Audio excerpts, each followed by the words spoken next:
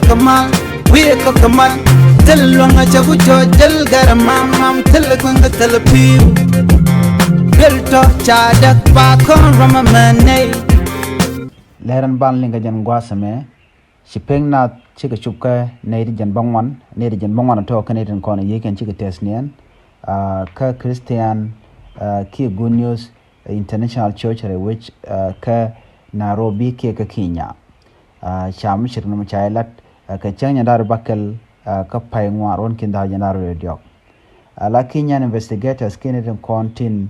gorka do badanan tuog ma jega makaje wa kare ruop te ganin bakal gorka point chop ko korko kende khana jegan tama ka chipeng nazan kon ji tesnien chika jan bangwan chika ne chop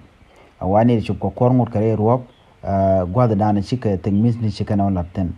chajela do ka kanin bang bakal gone na tini ko kwai gwada kon tegaten sha kuma shaje belalon ko jan che ngajo kan go kaini ti let kana won ka chika na gor be connection be kana kan ke be kan do badan de kap chonga je bukan lalet belke kum ka longre wika Kenya ko name we ko wonyam ke wona ko mlu ka kwidian ko dor ma chanen che tok ne ken nyam ko kor gade nem ga chang wal baro ka pai diok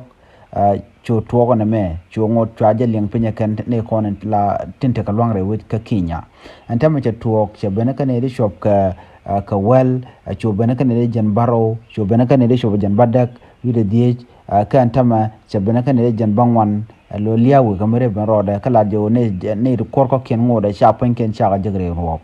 na me kel me chala do en Good News International Church entre which ka Nairobi ke Kenya jereg mi chen me che jenong Canadian ten kon chengre we ka Kenya ai chepeng na chuka na jan bangwan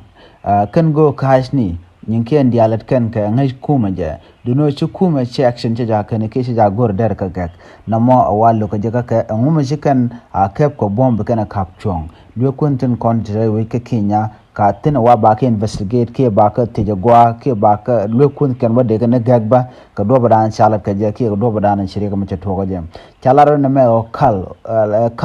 kallu da ne go gwaine kene de content yot kana walan kona naka naka ka kuka ngala nak kusken ke kus gwaine ken kane ti kane de kon tin yar ka chiang andera shanga ja danin ga dara ka de ka woni amre teka de lat kana to ne dialati shika tega kana miska jana dana naka ko me chako tama la waje gana no rede tele kon mulatin ke tele miche cham ci point ji chu ke ji point shangwa ka kor ka gwazanan che tengmis ni che jana nyam ko je gwal metel put maza ke tele kon ta maza Ramadan en la go ko mo chaja kep ji Kenya